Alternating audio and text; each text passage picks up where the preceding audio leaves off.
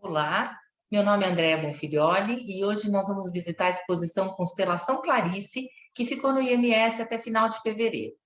Eu sou estudante de artes há mais de 3 anos e trabalho com o que eu chamo de turismo cultural.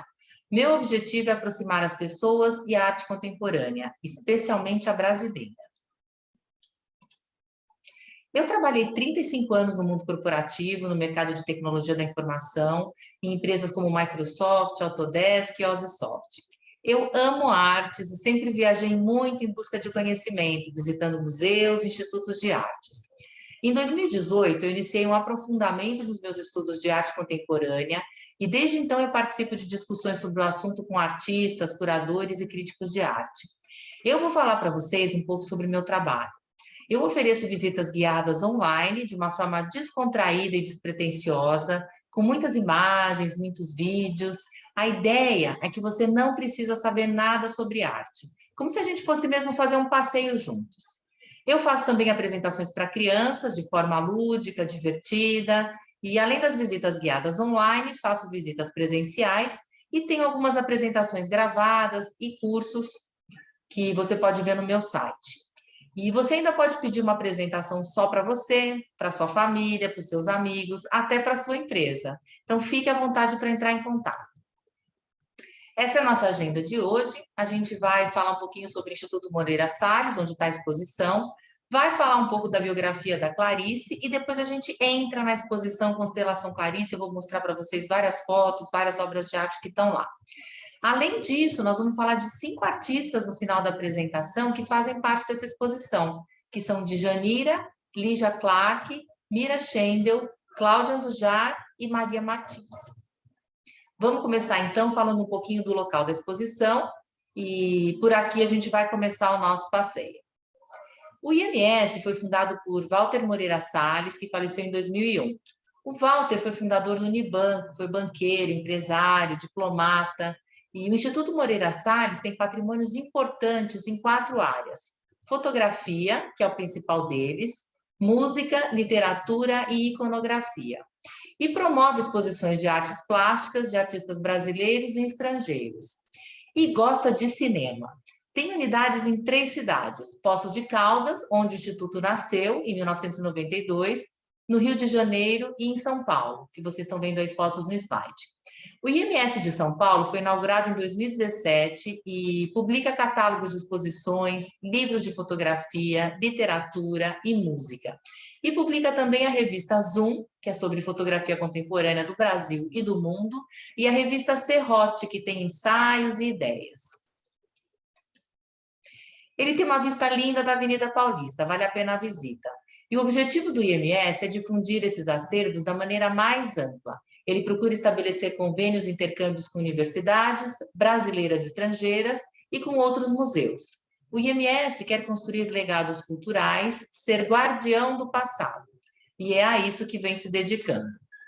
Se você for ao IMS, não deixe de ver a obra Eco, que é a primeira escultura do artista americano Richard Serra, aberta à visitação pública permanente na América Latina. Ela é composta por 2 placas de aço de 18 metros de altura, cada uma pesando 70 toneladas, e refletindo a equilibrada tensão aí entre peso e leveza que marca o trabalho do Serra. Eco foi realizada especialmente para o IMS e está instalada no jardim externo do Centro Cultural, atrás do restaurante Balaio, que por sinal é ótimo também. Eco foi projetada na França em 2016, viajou para a Alemanha em 2017, onde recebeu alguns ajustes, seguiu para o porto de Antuérpia, na Bélgica, e de lá para o Porto de Santos. Depois disso, subiu a serra e foi instalada em 2019 no IMS. E nós vamos ver agora um vídeo de 2 minutos aproximadamente, onde o Richard Serra fala da sua obra. O vídeo está em inglês, e nesse vídeo ele explica que a obra é composta de 2 placas, que de certa forma ecoam. As peças provocam uma reação quando você está no centro delas. Existe um desequilíbrio, como se você tivesse sempre vontade de se mover. Não dá para ficar parado. Depois ele fala de todas as dificuldades de transporte, vocês vão ver a complexidade desse processo.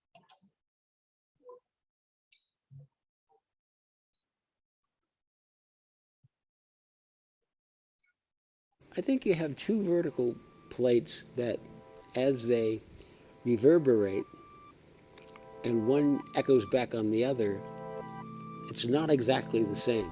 And that's what happens with an echo. It's not exactly the same. As it bounces back and comes back to you, what you think you're hearing is the same, but it's always a little off. And I think that's what happens here.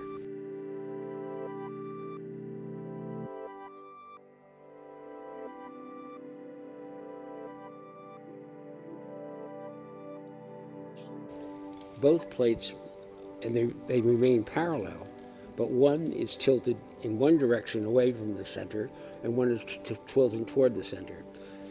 What happens when you do that, if you walk between the plates, there's a disequilibrium that sets up in terms of the agitation that it produces in relationship to your balance. So as you turn from one to the other, what you think is a stable situation appears to move in the other direction. So the piece constantly asks you to shift your bodily movement in relationship to the space that you're confined in order to the vertical perception of the piece. This installation has been very, very complex and very difficult, and it's taken a lot of resource and imagination and engineering skill to bring this together. So there's a lot of subsurface conditions that had to be worked out before the piece was erected.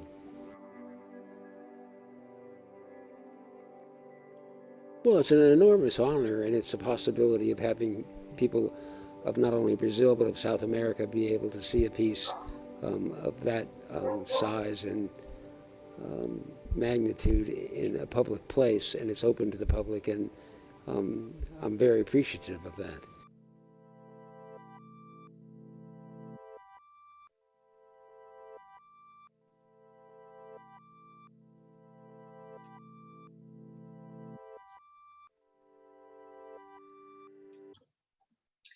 E no IMS está acontecendo também a exposição Carolina Maria de Jesus, Um Brasil para os Brasileiros, que fica até 27 de março desse ano. Eu vou contar um pouquinho da história dela para vocês. Ela nasceu em 1914 e faleceu em 1977. Ela nasceu em Sacramento, Minas Gerais, estudou até o segundo ano e aprendeu a ler e escrever. Quando a mãe dela morreu, ela se mudou para São Paulo. Foi catadora de papel e, com esse trabalho, ela tentava sustentar os seus filhos. Ela coletava cadernos, mas ao invés de vendê-los, ela começou a escrever. Ela queria ter uma casa de alvenaria, ela trabalhou na casa do Dr. Zerbini, que foi famoso cardiologista, né? E ele permitia que ela lesse os livros da sua biblioteca nos dias de folga. Ela teve 3 filhos e conseguiu comprar uma casa no bairro de Santana, em São Paulo. Ela escreveu o livro Quarto de Despejo, Diário de uma Favelada, que foi lançado em 1960. O livro foi um sucesso de vendas e foi traduzido para 14 línguas. Teve outros livros publicados póstumamente. Quando ela lançou o livro, ela disse: eu sei, eu vou angariar inimigos, porque ninguém está habituado com esse tipo de literatura. Em 1960, ela vendeu mais de 100 mil exemplares do livro, mas para a maioria dos leitores na época, uma mulher negra e pobre nunca deveria ter sido autorizada a publicar nada. E assim, uma quantidade enorme de manuscritos permanece ainda na cidade de Sacramento, silenciando a sua voz literária. Vamos voltar então agora para Clarice e contar um pouquinho da história dela. Aí está a Clarice numa foto do Érico Veríssimo, de 1955. Essa foto está na exposição do IMS. Clarice Lispector nasceu em 10 de dezembro de 1920, na Ucrânia, e faleceu em 9 de dezembro de 1977, no Rio de Janeiro, um dia antes de completar 57 anos. Ela faleceu de câncer de ovário. Ela teve 2 irmãs mais velhas, Leia e Tânia, e foi um dos maiores nomes da literatura brasileira do século XX. Sua obra se destacou dos modelos narrativos tradicionais por ter uma linguagem inovadora e poética. Seus pais, judeus, fugiram da Guerra Civil Russa. Eles vieram para Maceió, onde morava a irmã da mãe da Clarice. Por iniciativa do pai, todos mudaram de nome, e Raya Pinkassovna Lispector passou a se chamar Clarice Lispector. Com 12 anos de idade, eles se mudaram para o Rio de Janeiro. Em 1940, ela frequentava o Bar Recreio, na Cinelândia. que era ponto de encontro de autores como Vinícius de Moraes, Cornélio Pena, Raquel de Queiroz. E em 42 ela começou a namorar o marido, Mauri Gurgel Valente. Em 43 ela conseguiu a naturalização brasileira, que foi assinada pelo Getúlio Vargas, e poucos dias depois ela se casou com Mauri, que vocês estão vendo aí na foto. Sua primeira obra foi Perto do Coração Selvagem. Teve uma excelente acolhida da crítica e com ele ela ganhou o prêmio Graça Aranha. O romance provocou espanto na crítica e no público da época, porque a sua narrativa não tem sequência de começo, meio e fim, nenhuma ordem cronológica, e ela mistura prosa, poesia. E como o marido era diplomata de carreira, ela viajou muito. Viveu na Itália, na Suíça, na Inglaterra e em Washington. Ficou de 44 a 60 sem residir no Brasil, aproximadamente 16 anos. E a vida dela era mais ou menos assim, né? Em 1949 volta para o Brasil, 1950 muda para a Inglaterra, 1951 volta para o Brasil, 52 muda para Washington, e aí foi. E nessa época ela escreveu muitas cartas aos amigos falando sobre os absurdos do cotidiano, as agruras da condição humana e as banalidades da vida. E essas cartas foram reunidas na obra Todas as Cartas, que foi publicada recentemente, em 2020. Vocês estão vendo aí no slide. Em 45, Giorgio de Chirico pintou um retrato de Clarice, aí no slide para vocês. Em 46, Rubem Braga apresentou Clarice a Fernando Sabino, que vai ser um grande amigo dela. Ele apresenta Clarice a Otto Lara Rezende, Paulo Mendes Campos, Hélio Pellegrino, e ela fica muito amiga também do Érico Veríssimo e da mulher dele, Mafalda, e dos filhos deles, que se chamam Clarissa e Luiz Fernando, e Clarissa em homenagem a Clarice Lispector. Em 48, nasceu seu primeiro filho, Pedro, tá a foto da esquerda, e em 53, seu segundo filho, Paulo. Em 59, ela se separou do marido e voltou para o Rio com os meninos. Trabalhou no Correio da Manhã, onde escrevia a coluna Correio Feminino, e depois no Diário da Noite, onde escrevia a coluna Só para Mulheres. Essas duas colunas tratavam de temas femininos como moda, coisas do tipo como se perfumar, como cuidar da casa e do marido, esse tipo de coisas, de uma forma muito inteligente, como tudo que ela escreveu. Em 66, ela dormiu com um cigarro aceso, provocando um incêndio na sua casa. Sofreu graves queimaduras no corpo e passou 2 meses hospitalizada. E, infelizmente, ficou com sequelas, principalmente na mão direita. Em 72, o Carlos Sklar fez um retrato da Clarice, que vocês estão vendo no slide. Em 74, ela sofreu outro acidente, gente. Foi mordida pelo seu cão Ulisses no rosto e foi socorrida pelo amigo Ivo Pitangui, que já cuidava das suas queimaduras. Quantos acidentes, né? Em 75 e 76, ela se dedicou à pintura, produzindo 18 quadros. A maioria deles, óleo sobre madeira, e os quadros fogem do figurativo, são mais abstratos. Todos estão na exposição do IMS. Vou mostrar todos aqui para vocês. Ela gostava de pintar como um gesto de explosão, uma forma de expressão que não fosse com palavras. E no slide, vemos o quadro Esperança, de 75. E uma curiosidade para vocês é que antes de começar a pintar, que foram esses 2 anos mais ou menos que ela fez essas pinturas, ela participou de um congresso de bruxas. Então, fico imaginando aqui que ela estava se expressando de uma outra forma e estava colocando aí as emoções que ela viveu nesse congresso. Clarice é considerada uma escritora intimista e psicológica, mas a sua produção acaba por se envolver também em outros universos. Sua obra é extremamente social, filosófica e existencial. Ela usou para se expressar paixões e estado da alma, uma linguagem especial, como análise psicológica e até um monólogo interior. No slide vocês veem o quadro No Interior da Gruta, que é de 1960, e outras 16 pinturas que estavam lá no IMS, né? Vocês vão ver quando eu falar da exposição. Em 77, Clarice Lispector escreveu Hora da Estrela, sua última obra publicada em vida, onde ela conta a história de Macabeia, que é uma moça do interior em busca de sobreviver na cidade grande. O livro virou filme, dirigido por Suzana Amaral, em 85, e conquistou os maiores prêmios do Festival de Cinema de Brasília. Marcela Cartacho, que fez o papel principal, levou o troféu Urso de Prata em Berlim, em 1986. E em 77, ela deu uma entrevista para Júnior Lerner, para o Panorama Especial da TV Cultura. Nessa entrevista, ela estava triste, cansada, ela inclusive fala isso, né? foi seu último registro audiovisual e só foi transmitido depois da sua morte. Vocês encontram essa entrevista no YouTube, mas eu achei muito triste e não quis trazer para cá, tá bom? Ela realmente não estava bem nesse dia. As histórias de Clarice raramente têm um começo, meio e fim. Elas transcendem o tempo e o espaço e os personagens, sempre em situações limite. São muitas vezes femininos, quase sempre estão nas cidades. Ela era uma pessoa engraçada, ela amava os bichos e as plantas, era uma excelente amiga dos seus amigos. Ela estava longe de ser uma intelectual, transformava personagens da vida cotidiana em grandes personagens da sua obra, e fazia isso excepcionalmente bem com as mulheres. Constelação Clarice tem curadoria de Elcanaã Ferraz e Verônica Stiger. Tem aproximadamente 300 itens, incluindo aí manuscritos, fotografias, cartas, discos, matérias de imprensa e vários outros documentos. Então, vamos entrar agora na exposição. A exposição apresenta um diálogo entre a produção literária da Clarice Lispector, realizada entre os anos 40 e 70, e as obras criadas por artistas mulheres que produziram no mesmo período que ela. Ela também tinha grande interesse pelas artes visuais. Por isso, foram estabelecidas conexões entre a produção textual da Clarice e as obras de mulheres que marcaram a história da arte brasileira.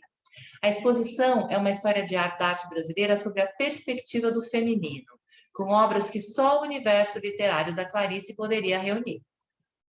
Foi adotado, então, esse conceito de constelação para mostrar obras das artistas visuais junto com a obra da Clarice. A exposição está organizada em 9 núcleos e os títulos dos núcleos saem da obra da Clarice. Além dos núcleos, tem mais 2 conjuntos, Antes de Mais Nada Pinto Pintura, que reúne quadros pintados pela própria Clarice, já mostrei até 2 para vocês, né? E o Apartamento Me Reflete, que agrupa fotografias, desenhos, pinturas, e a gente vai ver as obras de todas essas artistas que vocês estão vendo no slide, que estão na exposição, e eu escolhi 5 delas que eu vou contar para vocês um pouquinho mais da história, falar das suas principais obras aí no final da nossa apresentação, que são a Cláudia Andujar, a Djanira, a Lígia Clark, Maria Martins e Mira Schenkel. Elcanaã escreveu sobre a exposição o seguinte: excetuando-se um ou outro, como narrador de A Hora da Estrela, as grandes personagens de Clarice são todas mulheres. E mulheres nada excepcionais. São donas de casa, pintoras, escultoras, mas que têm uma vida muito comum, envolvidas com maridos, filhos, em fazer comida, com a vida classe média extremamente banal. Será que as mulheres contemporâneas de Clarice não estariam vivendo experiências semelhantes à dela? Quem eram essas mulheres? O que elas produziam? Era muito instigante a ideia de que havia uma possibilidade de coincidência entre elas. Fecha aspas. Essa foto da Clarice que vocês estão vendo no slide é de autoria de Cláudia Andujar, que é uma das artistas que a gente vai falar mais no final da apresentação. Vamos entrar, então? A expografia não tem ângulo reto. O ângulo reto está relacionado ao racional, masculino, e as curvas estão ligadas ao feminino. Como é difícil expor em curvas, os curadores decidiram, então, criar alguns ângulos mais fechados, criando uma exposição de bicos, de reentrâncias. A exposição começa sem nenhuma explicação, porque os curadores optaram por essa ausência inicial, como vocês veem aí na foto. Nós começamos, então, com uma frase do livro Paixão segundo GH, que é a seguinte: viver é sempre questão de vida e morte, daí a solenidade. Nessa mesma sala está a primeira obra que a gente vai ver, que é uma escultura de Maria Martins, chamada Calendário da Eternidade, que sugere um tempo cíclico ou infinito. A ideia inicial era fazer uma exposição que mostrasse também obras de amigas que conviveram com ela, como Maria Bonômia, Djanira e Maria Martins. Mas depois os curadores resolveram mudar e trazer outras artistas no mesmo período de produção da Clarissa, e aí nós temos as 26 artistas que eu falei para vocês. A Clarice trabalha com a pintura para exprimir algo sem usar linguagem escrita. E a primeira obra da Clarice que se vê na exposição é Sol da Meia-Noite. Na primeira sala, que se chama Antes de Mais Nada Pinto Pinturas, temos as pinturas de Clarice e no slide vocês veem a escritura Relógio de Sol, de Lígia Clark, que também está nessa sala. E também é uma artista que a gente vai falar aí no final da apresentação. Nós vamos ver, então, todas as telas de Clarice. Entre 75 e 76, ela se dedicou à pintura, sem ambição profissional. Por isso, ela nunca expôs o que ela produziu. Aí na tela nós temos Ao Amanhecer, Eu Te Pergunto Por Quê e Perdida na Vaguidão. Vejam o que ela nos diz. O que me descontrai, por incrível que pareça, é pintar. E não ser pintora de forma alguma. E sem aprender nenhuma técnica. Pinto tão mal que dá gosto. E não mostro meus, entre aspas, quadros a ninguém. É relaxante e ao mesmo tempo excitante mexer com as cores e formas, sem compromisso com coisa alguma. É a coisa mais pura que eu faço. Seus quadros não contêm contornos definidos, têm um colorido intenso, tem circularidade, formas de ameba. Vocês vão ver na exposição telas com as amebas como figura central, como, por exemplo, escuridão e luz, centro da vida, que está no slide. Vejam o que ela diz desse quadro. No quadro que chamei de terror, arranquei de mim, talvez através da magia, todo o horror que um ser sente no mundo. A tela era pintada de preto. Quase no centro havia uma terrível mancha amarela escura. E dentro dessa mancha, algo vermelho, preto e amarelo vivo. Parecia uma mariposa sem dentes, querendo gritar, sem conseguir. Perto da massa amarela, por cima do preto, pintei 2 pontos completamente brancos, que talvez fossem a promessa do alívio futuro. Olhar para esse quadro me faz mal. Aqui mais 2 trabalhos de Clarice, sem título, me parecem que referenciam aí o Japão, né? E mais outros 2 trabalhos também sem título. E esse último trabalho, chamado Explosões, ele foi produzido com um vidro de esmalte para unhas, esmalte vermelho berrante, jogado sobre a madeira. Essa arte descompromissada, tecnicamente primitiva, mas que consegue estabelecer um equilíbrio. Reparem que esse também tem uma ameba central, aí representada no vermelho do esmalte. E esse é o primeiro núcleo, que se chama Tudo no Mundo Começou com um Sim. O tema da origem é central na obra da Clarice. Ela sempre se pergunta pelo começo das coisas, pelo começo do mundo. Como exemplo, no livro Água Viva, ela escreve: por que é que as coisas, um instante antes de acontecerem, parecem já ter acontecido? Nessa tela nós temos uma obra sem título de Yolanda Mohalli e mais 4 obras da Faiga Ostrauer. No conto O Ovo e a Galinha, ela confunde o começo do mundo com o processo da escrita. E as obras do slide são Força Cósmica entre Nuvens, de Vega Neri, e O Pôr do Sol, de Maria Helena Vieira da Silva. Então, a gente tem aí a natureza nos trazendo essa ideia de começo do mundo. Ainda nessa sala, uma obra sem título, da Maria Polo. Mais uma da Vega Neri, Paisagem Imaginária. Pensem no começo de tudo, né? No começo do mundo como referência. Então, aí sempre a natureza vai aparecer quando a gente trata desses assuntos. E também a instalação da série Bastões, de Celeida Tostes, e outra tela da Faiga Ostrauer. Esse é o segundo núcleo e se chama Eu Não Cabia. E traz aí o momento da casa, né? Que é cenário recorrente da obra de Clarice, onde acontecem as redes de afeto, problemas da família e da sociedade.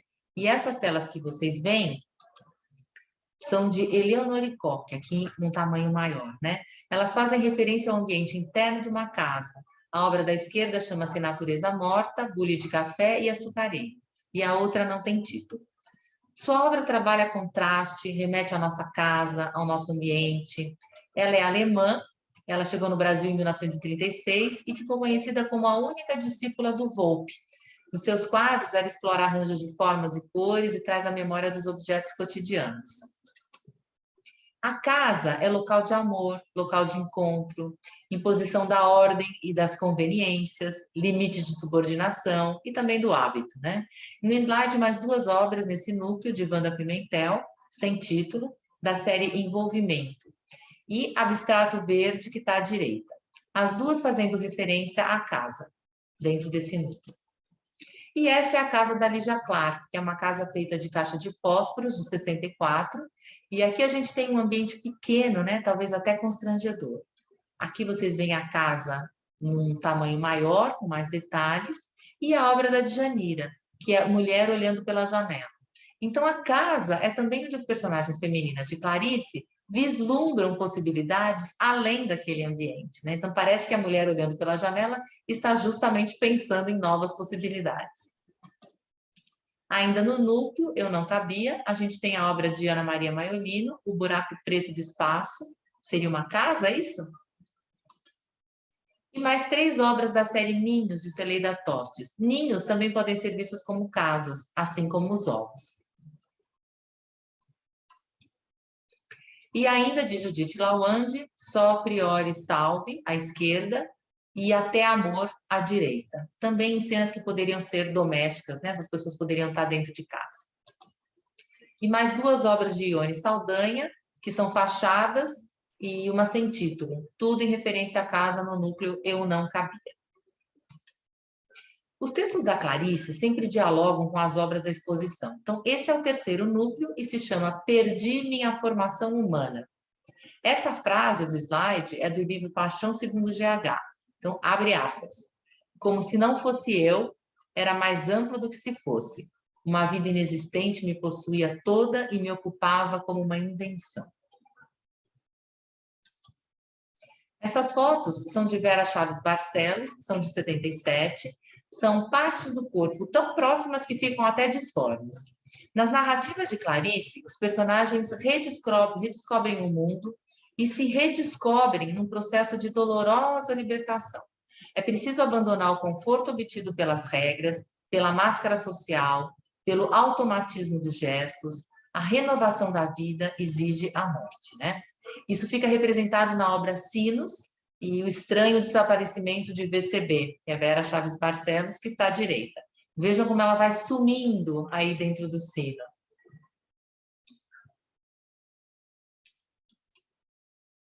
Essa renovação equivale a um sacrifício, morte e vida. Os personagens de Clarice perdem a formação humana. Ainda no núcleo Perdi Minha Formação Humana, temos fotos de uma performance de Lygia Clark, O Eu e o Tu, da série Roupa, Corpo, Roupa. Nessa performance, um casal veste roupas confeccionadas pela artista e no forro existem diversos materiais. Então, as roupas têm aberturas que proporcionam uma sensação feminina ao homem e uma sensação masculina à mulher, de acordo com o que eles vão tocando. E vocês veem também a obra Caixa Trepante, da Lígia, que está na exposição. Nesse mesmo diálogo de vida, renovação e morte, temos Espectro, de Iole de Freitas, e uma obra de Cláudia Andujar, da série A Sônia. E continuando no núcleo Perdi Minha Formação Humana, temos ainda o Embrião, de Annabella Geiger, e a obra de Regina Vater, Mulher Mutante. Essa faz parte do acervo da Pinacoteca, você pode ver lá na Pinacoteca também. E ela escreveu também no livro Paixão segundo GH, abre aspas, fico tão assustada quando percebo que durante horas perdi minha formação humana. Fecha aspas. Essa obra da Regina Vater é bem representativa desse contexto, né? E aí a gente chega ao final do primeiro andar, na exposição, com os textos da exposição, dos curadores e também de João Fernandes, que é diretor artístico do IMS. Então, o que levou os curadores a combinarem a obra de Clarice com de outras artistas parte das obras da própria Clarice. As narradoras de Paixão segundo GH e Água Viva são uma escultora e uma pintora. A narradora de Água Viva sempre fala do seu processo criativo. Em A Hora da Estrela, o namorado da Macabeia esculpia figuras de santos. E em Um Sopro de Vida, que é uma obra que a Clarice deixou inacabada, a protagonista também é pintora. E eles dizem, a exposição parte de Clarice mais do que incide sobre Clarice, né? Não é somente sobre a obra de Clarice, mas a partir da obra de Clarice a exposição ganhou um outro contexto. E a Clarice explora a pintura para interrogar os mistérios da criação. Explora o interior dos seus labirintos, consciente da maternidade da vida, em busca das suas manifestações. Tornar-se mulher, partindo de que não se nasce mulher. E a sua pintura e escrita possibilitaram a formação de constelações fascinantes com artistas próximas ou distantes dela, formulando cumplicidade que nenhuma história da arte ou da literatura reconheceria. Então, a gente chega ao quarto núcleo, que já estava no andar de baixo, né, chamado Adoração pelo que Existe, já no segundo andar da exposição. Então, a Clarice escreveu sobre bichos e plantas, e que têm um modo de existir e pensar que reorientam a experiência humana. No slide está Chanson en Suspense, que é da Maria Martins, esse lindo galo que vocês estão vendo aí. Nesse slide, algumas obras de Vilma Martins, Cotidiano, e de Amélia Toledo, Pegada de Onça Brava. Então, nós vamos agora ver obras que referenciam bichos e plantas. Ela escreveu em Água Viva: a natureza é envolvente, ela me enovela toda e é sexualmente viva. Não ter nascido bicho é uma minha secreta nostalgia. Não humanizo o bicho, porque é ofensa, mas há que respeitar-lhe a natureza. Eu é que a me animaliza. E no slide vocês veem a obra de Djanira, que é uma obra sem título. E aqui obras de Vilma Martins, Flores e Troncos, Besouro, e à direita se chama Aranha, Flor, Flor e Flores e Troncos. Todos são xilogravuras. Xilogravura é a técnica de gravura na qual se utiliza madeira, né, como matriz, e possibilita aí a reprodução da imagem gravada sobre o papel ou até outro suporte e que possa ser gravado da madeira. Esse é um novo núcleo, o quinto, que se funde com as obras de Vilma Martins, que a gente viu no slide anterior. Esse núcleo chama-se Quero o Plasma, o que está na origem, na formação da vida.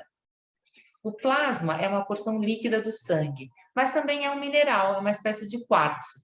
Então, no slide a gente vê Pedra Robate, de Maria Bonômia, e uma escultura da Mira Schendel, sem título, da série Droguinhas, que foi elaborada com papel de arroz retorcido e trançado, e já já a gente vai falar mais detalhes sobre o trabalho dela.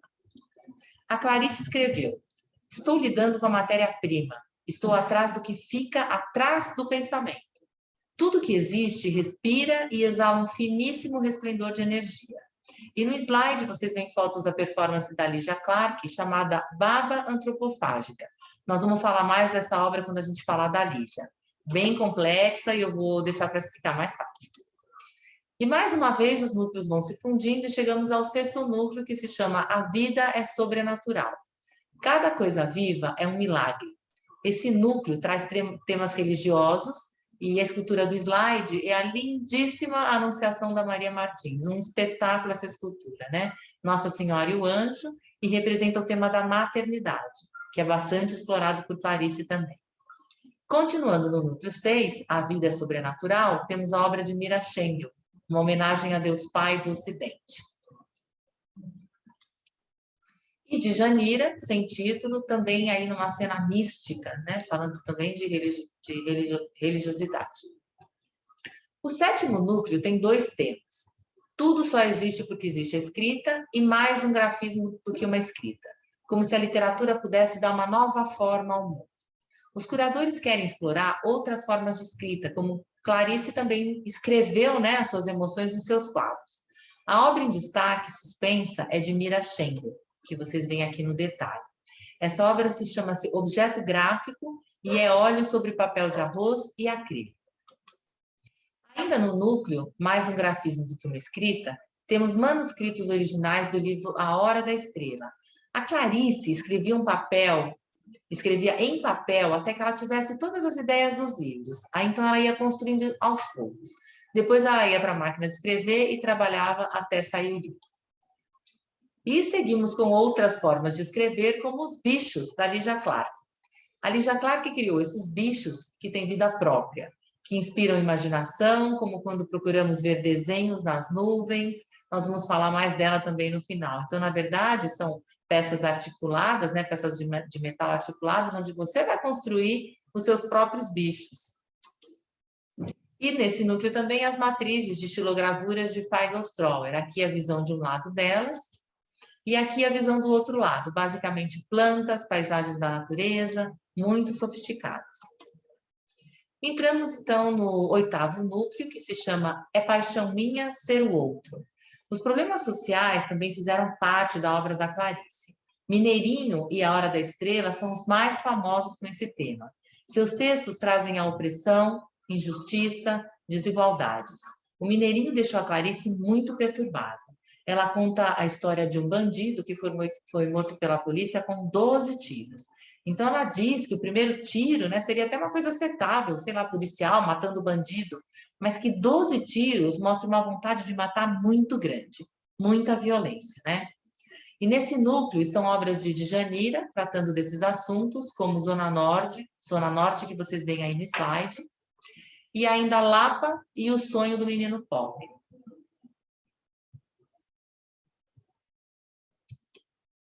E ainda no núcleo, É Paixão Minha Ser o Outro, nós temos obras de Ana Maria Maiolino, SOS no Trópico de Capricórnio, e Admira Schendel, Sem Título ou Todos. E vamos agora para o último núcleo, Não Posso Acabar.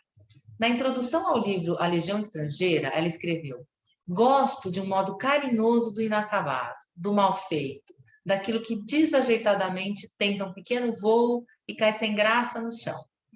Ela deixou um livro inacabado, que teria o título de Um Sopro de Vida. Destaco para vocês a obra de Vilma Martins, que está nesse espaço, chama-se Retorno, de 67, é um retorno ao útero, né?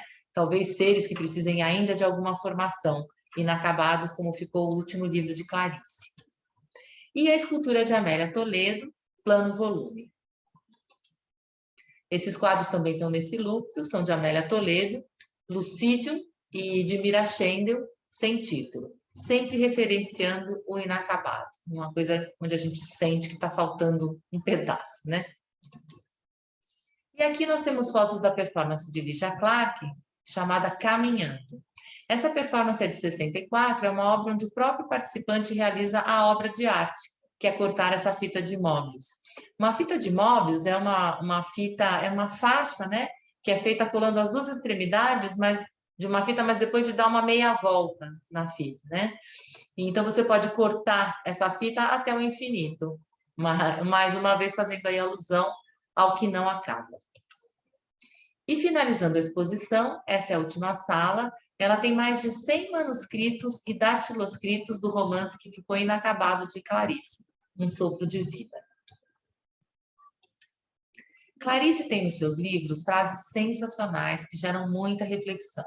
Eu selecionei algumas aqui para vocês que eu gosto, mas é muito pouco, né, diante de tanta coisa linda que ela escreveu. Até cortar os próprios defeitos pode ser perigoso. Nunca se sabe qual é o defeito que sustenta nosso edifício inteiro. Que ninguém se engane, só se consegue a simplicidade através de muito trabalho. Liberdade é pouco, o que eu desejo ainda não tem nome. Passei a vida tentando corrigir os erros que cometi na minha ânsia de acertar. E o que verdadeiramente somos é aquilo que o impossível cria em nós. Eu, na verdade, tirei essas informações dos sites do IMS, especialmente, né, e da Clarice Lispector, e também várias imagens aí do Instagram, ok? E agora nós vamos falar um pouquinho de 5 artistas, que eu falei para vocês que ia dar mais detalhes, que são Djanira, Mira Schendel, Lígia Clark, Maria Martins e Cláudia Andujá. Essa é Djanira da Mota e Silva, que nasceu em Avaré, São Paulo, em 1914 e faleceu no Rio de Janeiro, em 79. Ela foi pintora, desenhista, cartazista e gravadora. Cresceu em Porto União, Santa Catarina, e se mudou para São Paulo em 1932. Sua infância e adolescência foram marcadas pela vida simples, pelo trabalho no campo. Avaré, onde ela nasceu, e Porto União, onde cresceu e trabalhou na lavoura. Então, ela usa sempre temas aí, que são temas que aparecem na sua pintura, né? E ela começa a fazer sua pintura na década de 40, contemporânea aí da Clarice. Em 37, ela foi internada com tuberculose no sanatório em São José dos Campos, onde ela começou a desenhar. E foi para o Rio de Janeiro em 39 e abriu uma pensão no bairro de Santa Teresa. E aí ela conviveu com artistas modernos, como Milton da Costa, a portuguesa Maria Helena Vieira da Silva e o húngaro Arpad Senes, e também Carlos Escriar, que pintou o quadro da Clarice, lembram que eu mostrei para vocês? Em 39, teve aulas de pintura no Liceu de Artes e Ofícios do Rio de Janeiro. O aspecto religioso dos trabalhos da Djanira está presente desde o seu primeiro desenho, um Cristo, que é de 39, feito no Sanatório de São José dos Campos. A dualidade da obra da Djanira, composta pela fusão entre pintura mística e pintura terrena, têm resultado surpreendente pela poesia e pelo drama que elas expressam. E na obra de Djanira, a gente tem cenas de paisagens brasileiras, que é o caso desse quadro Cafezal, que é de 52. Ela retrata aquilo que habita sua memória e o que a rodeia no bairro de Santa Teresa, no Rio de Janeiro. Então, é o cotidiano dos trabalhadores, as festas de rua, paisagens, amigos e parentes. Em 42, ela expôs pela primeira vez no Brasil, na Argentina, no Uruguai e no Chile. E aí ela vai morar nos Estados Unidos e em 46 realiza uma exposição individual em Nova York, Washington e Boston, e depois até em Paris. Aí ela voltou para o Brasil, em 1950, conheceu o poeta e historiador José Shaw da Mota e Silva e se casou com ele. Nos anos 50, ela decidiu viajar pelo Brasil e retratar sua diversidade. Em diversos estados brasileiros, ela realizou pinturas de colhedores de café, vaqueiros, mulheres no campo, na praia, índios, tecelões, oleiros e trabalhadores de usina de cana-de-açúcar. E além do cenário rural, ela pinta também operários da indústria automobilística e mineiros, como mostram as pinturas dos anos 60 e 70. Nos anos 50 e 60, ela realizou projetos como o mural Candomblé para a casa do escritor Jorge Amado e os azulejos da Capela de Santa Bárbara, no Rio de Janeiro. E ainda fez ilustrações para o livro Campo Geral, do Guimarães Rosa. A sua obra possui temas de arte primitiva ou ingênua, como essas festas folclóricas, mas com elementos do modernismo.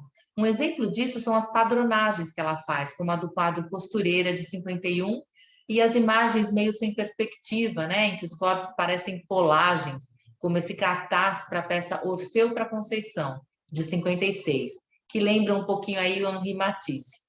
O escritor Paulo Mendes Campos afirma que Djanira nos comunica a ingenuidade brasileira com uma técnica muito disciplinada. Ela busca arquétipos que se repetem na cultura brasileira e um exemplo disso seria o vendedor, que aparece em mais de uma tela, como se todos tivessem o mesmo padrão. O acervo do Museu Nacional de Belas Artes do Rio tem mais de 800 obras dela. Que produção, hein? E agora nós vamos conhecer um pouquinho da Mira Schenkel. A Mira Dagmar Dub nasceu em Zurique, na Suíça, em 1919 e faleceu em São Paulo, em 1988. Ela foi desenhista, pintora e escultora. Morou em Milão na década de 30, onde estudou arte e filosofia. Ela abandonou os estudos durante a Segunda Guerra Mundial e foi para Roma em 46. Em 49 teve permissão para vir para o Brasil, morou em Porto Alegre, onde trabalhou com design gráfico, fez pintura, escultura de cerâmica, poemas, restauro de imagens barrocas, e ela participou da primeira Bienal de São Paulo em 51, que foi quando ela entrou aí para a cena artística, né? Ela viveu em Porto Alegre entre 49 e 53, período em que fez retratos e naturezas mortas, de tons escuros. Na década de 50, a sua pintura vai se simplificando. Em 53, ela se mudou para São Paulo, onde conheceu o livreiro alemão Knut Schendel, com quem se casou e teve um filho. A década de 60 é um período de intensa e variada produção. Nos primeiros anos, ela pinta, misturando técnicas e usando diferentes suportes e materiais, como gesso, por exemplo, né? Cimentos ou também areia, argila, com superfícies densas, fazendo do suporte uma parte ativa da sua obra. De 62 a 64, ela realiza diversos bordados, seus primeiros trabalhos com papel japonês, geralmente com desenhos geométricos e cores escuras, mais transparentes. Na década de 60 ainda, ela produziu mais de 4.000 desenhos com a técnica da monotipia em papel arroz. Então, o que ela fazia? Ela colocava tinta numa lâmina de vidro, em cima dela o papel é colocado, pousado delicadamente, e aí ela traçava linhas pelo avesso. Ela usava a própria unha ou, às vezes, algum instrumento pontiagudo. E a opção em desenhar pelo avesso tem uma importância conceitual para ela, né? Que pesquisa um meio de chegar mais próximo aí da transparência. E esse traço, que trabalha no verso do papel, ela diminui o controle sobre o resultado, incorporando irregularidades, imprecisões, e isso era justamente o que interessava a ela, mais do que a ordenação e o controle. Ela fez desenhos só com linhas, outros com letras, palavras, frases, símbolos, caligrafias, né, trabalhando elementos da linguagem. Ao mesmo tempo que explora a liberdade e delicadeza do gesto, traça formas abertas e imprecisas. Em 66, ela criou a série Droguinhas, que são objetos sem forma definida, feitas com papel de arroz retorcido e trançado, tramado com nós. A gente já viu um deles na exposição, não sei se vocês lembram. Droguinhas representam uma intenção desmistificadora diante do mercado e da institucionalização da arte, porque são trabalhos que elas diz que estão em oposição ao permanente, ao possuível. Em 69, ela realizou na 10ª Bienal Internacional de São Paulo a instalação Ondas Paradas de Probabilidade, feita de fios de nylon pendentes do teto ao chão, pendurados com grades quadriculadas. Em 70 e 71, ela realizou a série Cadernos, aproximadamente 150 cadernos. Produziu uma série de datiloscritos em 74, onde predominam tipos de máquinas de escrever, e em vários trabalhos notamos a influência da filosofia oriental e algumas características místicas, como as mandalas, por exemplo. Na década de 80, ela produziu sarrafos. Sua ênfase está no movimento e no espaço. São pinturas que, à distância, parecem painéis planos com arcos e linhas. Porém, olhando de pertinho, a gente vê pequenas variações de textura que projetam sombras e formam relevos esculturais bem sutis. Em 94, na 22ª Bienal Internacional de São Paulo, ela teve uma sala dedicada só para ela, tá? Uma sala especial. E o Marchand Paulo Figueiredo doou muitas obras dela para o MAN de São Paulo. Em 83, suas últimas obras são uma Volta às Naturezas Mortas, com uma linguagem ainda mais econômica. No slide, a obra Mais ou Menos Frutas, onde ela compõe com traço seco, sem manchas, sem sombras, um número variado de frutas, tratadas como objetos naturais, ordenadas e seriadas. E nós vamos falar um pouquinho agora da Lígia Clark. Lígia Pimentel Lins nasceu em Belo Horizonte, Minas Gerais, em 1920 e faleceu no Rio de Janeiro, em 88. Foi pintora e escultora. Ela trabalhou com instalações e com body art também. Ficou famosa por trabalhar com arte-terapia. Ela propõe uma desmistificação da arte e do artista e a desalienação do espectador, que vai compartilhar a criação da obra. Sim, você vai participar das obras dela. Ela se mudou para o Rio e estudou com Burle Marx. Entre 50 e 52, viveu em Paris, estudou com Fernand Léger, com Arpad Senes e Isaac Dobrinsky. Quando ela voltou para o Brasil, ela fez parte do Grupo Frente, que era um grupo de artistas que estudou o espaço e a materialidade do ritmo. Na década de 50, ela se dedicou à linha orgânica, incorporando a moldura nas suas obras, como em Composição número 5, de 1954. Essa série chamada Composição esteve na Bienal de Veneza, de 1954. Essas composições são formadas por placas de madeira, que são pintadas com tinta industrial aplicada à pistola, em que a tinta se evidencia ou desaparece de acordo com as cores utilizadas. A pintura invade a moldura, e ela é também uma das fundadoras do grupo Neoconcreto, né? E vai trocando aí a pintura pela experiência com objetos tridimensionais e começa então a desdobrar os planos, como em casulos, que são placas de metal fixas na parede, dobradas, criando aí um espaço interno. É como se fosse uma escultura na parede, né?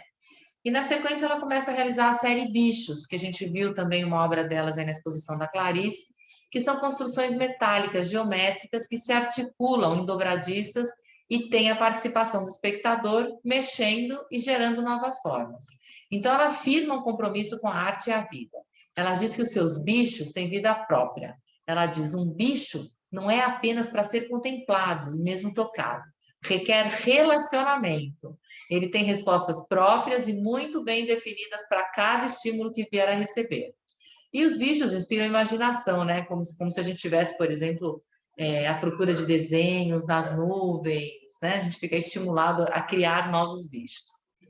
Em 63, ela começou a realizar os trepantes, que são recortes espiralados em metal ou em borracha, como em Obra Mole, de 64, que pela maleabilidade, eles podem ser apoiados em diferentes suportes, como tronco de madeira ou até escadas.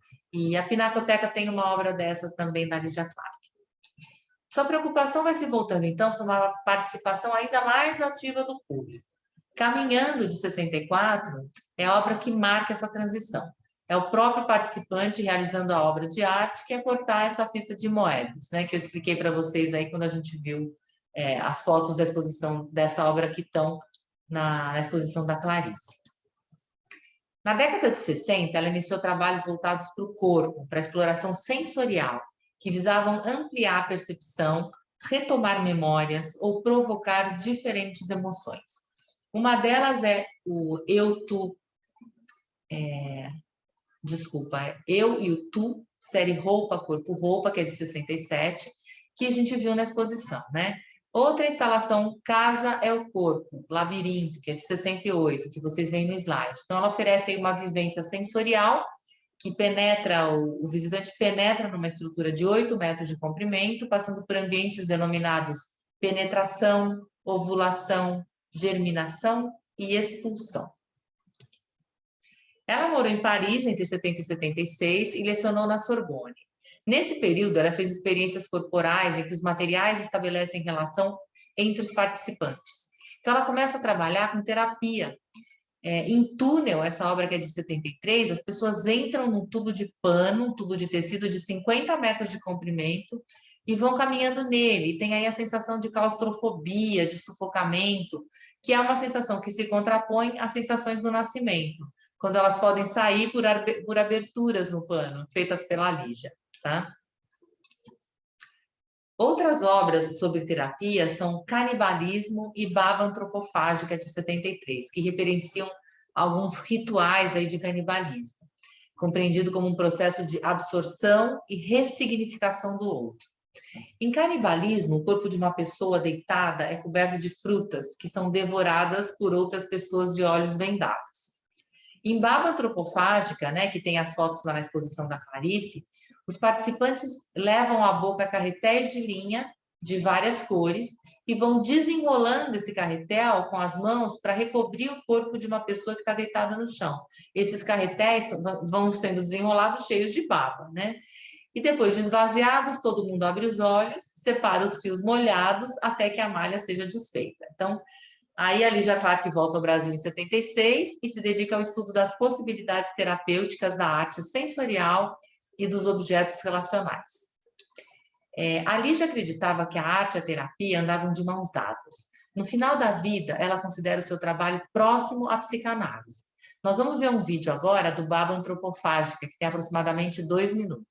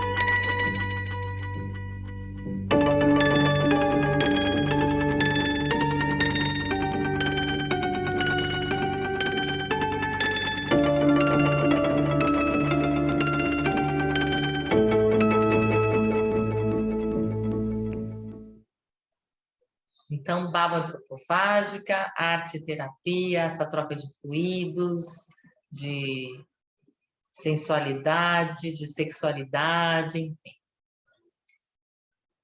Uma das obras mais famosas da Lígia é Máscara Abismo.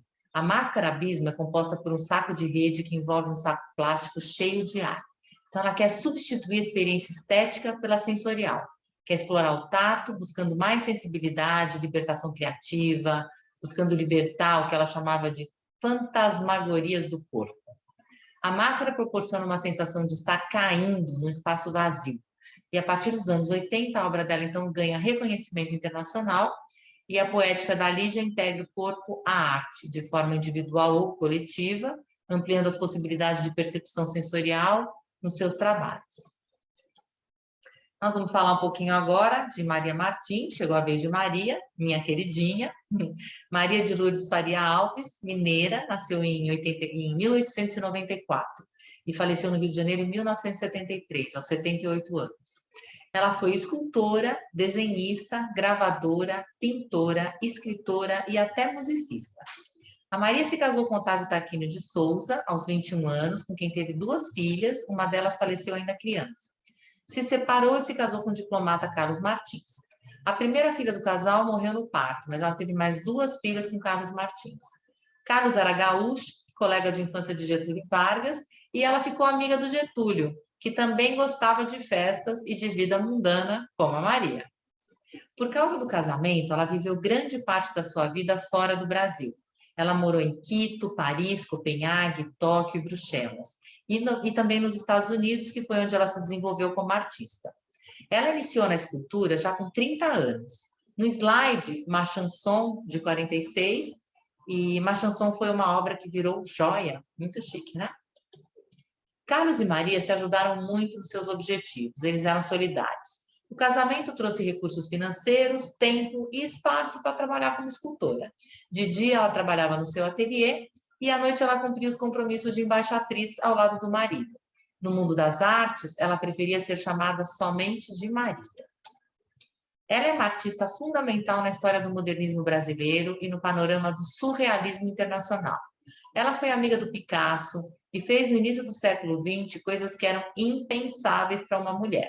Maria é conhecida por suas esculturas em bronze, seus desenhos e gravuras que representam figuras femininas e mitologias indígenas, especialmente amazônicas. No slide, Oitavo Véu, que é de 49. Clarice Lispector entrevistou Maria Martins. Você encontra essa entrevista na internet. Elas trocaram figurinhas sobre ser mulher de diplomata, ambas se casaram com embaixadores da era de Getúlio Vargas no começo dos anos 40 e passaram anos fora no Brasil. O ambiente social da época exigia delas decoro e simpatia. Clarice e Maria, porém, ficaram famosas como diferentes, né? E Maria disse a Clarice: como você, eu me refugiei na arte. A partir de 44, suas obras vão deixando de lado as mitologias amazônicas para trabalhar as suas próprias mitologias. Ela chamou a atenção de André Breton, que foi quem criou o Manifesto Surrealista. Um dos seus primeiros trabalhos em bronze é a Amazônia, de 42. É uma figura feminina acompanhada de uma grande serpente a seus pés e retrata a lenda de um rapaz chamado Norato, que de dia tem o formato de serpente e de noite de um homem sedutor. Norato busca a mais bela mulher da floresta para torná-la a rainha da Amazônia. André Breton apresentou Maria a nomes importantes da época, entre eles Marcel Duchamp. Em 48, ela se mudou para Paris e seu ateliê foi local de encontro de intelectuais e artistas. Ela conviveu com Mondrian, Salvador Dalí, Brancusi, Alexander Calder e muitos outros artistas. Essa escultura do slide é Cobra Grande, que é de 43. Na lenda amazônica, é uma grande serpente que habita o fundo do rio e pode se transformar em grande barco ou em uma mulher para enganar os navegantes e naufragar os seus barcos. Ela levou uma vida bastante agitada, não dispensava uma festa em Nova York. Dizem que ela e o Carlos tinham um casamento aberto. Dizem também que ela foi amante do Mondrian, do Mussolini e do Marcel Duchamp. E com Duchamp, ela teve um longo romance, que não era nada escondido. Nessa foto, Maria está ao lado dele, formando um casal. Em 1950, ela voltou para o Brasil e expôs suas esculturas na primeira, segunda e terceira Bienais de São Paulo, em 51, 53 e 55. Na segunda, ela foi responsável por trazer várias obras do Picasso e também do Mondrian. Essa Bienal ficou conhecida como a Bienal da Guernica. E na terceira Bienal, ela ganhou um prêmio de escultura nacional com a escultura A Soma dos Nossos Dias, que vocês veem aí no slide. Como escritora, ela publicou 3 livros, um livro sobre a China, um sobre a Índia e o outro sobre Nietzsche. E essa obra é o famoso Impossível, né? Que é uma das obras mais conhecidas da Maria. Nessa obra, os personagens se desejam, mas essa relação parece ser um tanto complicada. Ela retrata aí uma tentativa de fusão de almas gêmeas, ao mesmo tempo perigosa e erótica. Maria ousou mostrar o desejo feminino, a sexualidade da mulher, numa época em que isso ainda era tabu. E à direita vocês veem uma versão em branco dessa escultura que está no Malba, em Buenos Aires. Essa se chama Não Se Esqueça Que Eu Venho dos Trópicos, de 46. Tem um documentário chamado Maria, Não Se Esqueça Que Eu Venho dos Trópicos, que você encontra, que conta toda a trajetória dela. E está aí acho que é provavelmente na Netflix, não vou me lembrar agora, mas vocês vão achar. Essa escultura mostra uma figura antropomórfica, que tem braços esticados para cima e figuras que saem do seu ventre, como se fossem chamas. Do lado oposto, uma cabeça. Tem 2 seios com mamilos, então parece uma mulher deitada de costas, com os braços estendidos. E da sua área pélvica saem 5 formas, talvez simbolizando as 5 filhas que ela teve, né? Poderia ser uma cena de nascimento. E agora, Cláudia Andujar. Cláudia Andujar nasceu na Suíça em 1931, é fotógrafa e ativista pela defesa dos índios Yanomami. Ela tem aí mais de 90 anos, ainda bebê, se mudou para uma cidade na fronteira entre Romênia e Hungria, onde vivia sua família materna, que é de origem judaica. Em 44, com a perseguição aos judeus, durante a Segunda Guerra Mundial, ela fugiu com a mãe para a Suíça e depois imigrou para os Estados Unidos. Enquanto a gente vai falando sobre a história da Cláudia, vocês vão vendo fotos aí do projeto dela com os Yanomami, aos quais ela dedicou a sua vida. Em Nova York, ela estudou Ciências Humanas no Hunter College, à noite, porque ela precisava trabalhar para viver. Foi vendedora da Macy's, foi guia de visitantes das Nações Unidas, e no Hunter College ela conheceu Júlio Andujar, um refugiado da Guerra Civil Espanhola com quem se casou aos 18 anos. Mas, poucos meses depois do casamento, o Júlio se apresentou como voluntário para ir para a Guerra da Coreia, e ele queria ganhar a cidadania americana. Ele ficou 3 anos em combate. A Cláudia não perdoou. Ela diz: eu fiquei furiosa quando ele se alistou, eu não queria recomeçar a vida com guerras, nunca voltamos a viver juntos. Quando ele voltou, nos separamos. Nessa época, ela tinha o nome de Claudine Haas, e ela mudou o nome para Cláudia e ficou com o sobrenome do marido. Ela diz: por tudo que aconteceu, eu quis eliminar meu nome de infância. Queria começar uma vida nova. Em 55, ela veio para o Brasil e deu início à carreira de fotógrafa. Ela nunca fez curso de fotografia. Ela começou a viajar pelo Brasil fotografando como uma forma de estabelecer contato com a população local. Ela ainda nem falava português. E aí, por sugestão do Darcy Ribeiro, ela entrou em contato com indígenas pela primeira vez em 58, durante uma visita à Ilha do Bananal, que é terra dos Carajá. E ela diz: aqui, desde que cheguei, eu adorei. Me dei bem, me senti em casa, posso dizer até hoje que é o lugar que mais gosto de viver. Me dou bem com as pessoas daqui. Algumas das imagens que ela fez foram compradas pelo MoMA de Nova York e depois foram publicadas na revista Life. A Cláudia transformou a fotografia num instrumento de trabalho e de contato com o país. Ela colaborou com revistas nacionais e internacionais, como Life, Look, Cláudia, Quatro Rodas, entre outras. A partir de 66, começou a trabalhar como freelancer para a revista Realidade. Foi uma edição especial dessa revista sobre a Amazônia que a levou aos Yanomami.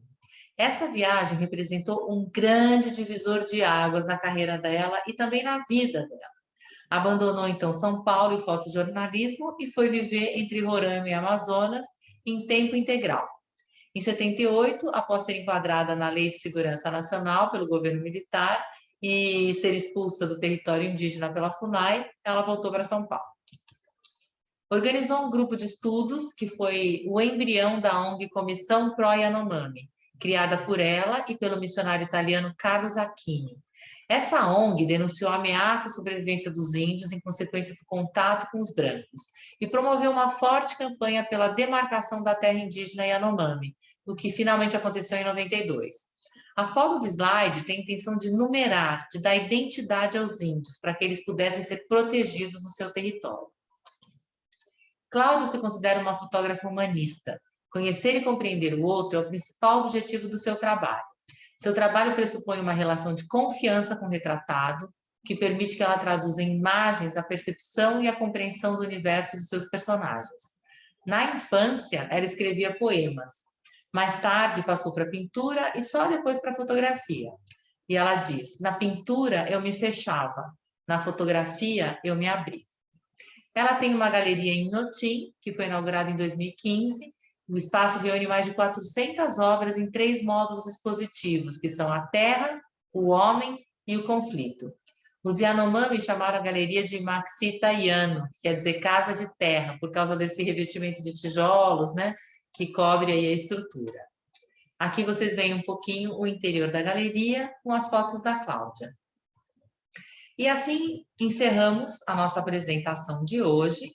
E se você gostou, vai lá no site da Andrea Arte, tem muitas apresentações gravadas, você pode conhecer muitos outros artistas contemporâneos e tenho certeza que você vai gostar. Muito obrigada aí pela atenção.